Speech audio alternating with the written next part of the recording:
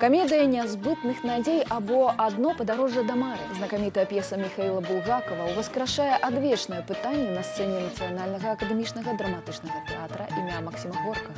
Зойкину кватэру называют самой смешной, феерычной и з'едлівай з п'ес Михаила Булгакова. Упрыгожванне драматургіі 20-го стагоддзя яна перажыла мноства пастановак ад класікі да мадэрна, але па-ранейшаму захавала свежасць, навізну і бязмежнае поле магчымасцяў для артыстычнага таленту. Маладому маскоўскаму рэжысёру Паўлу Проніну драматычныя творы Булгакова блізкія яшчэ са студэнцкіх гадоў. Во время обучения в ГИТИСе целый семестр наши мастера посвятили 3 авторам, в том числе Булгакову. И я очень плотно им занимался и очень глубоко исследовал его пьесы, его материал. И это, безусловно, предопределило мою какую-то зараженность этим автором и влюбленность в него. И поэтому, когда предоставилась возможность обратиться именно к этому материалу в стенах Национального академического драматического театра имени Горького, я ухватился за эту возможность и очень благодарен руководству театра, что они доверили мне такую ответственную, непростую пьесу.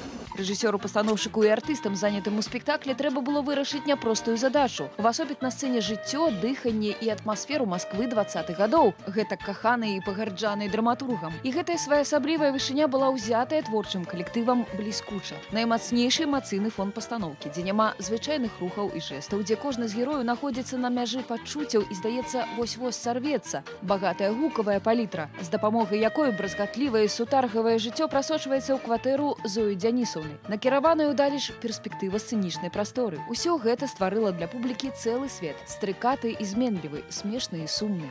Ці можна збегчы ад навакольнай рэчаіснасці і якім коштам? Пытанне для гледача, на жаль, не новае. Пранікнёная ігра акцёраў і атмасфера пастаноўкі робяць яго яшчэ рэльефней і вастрэй.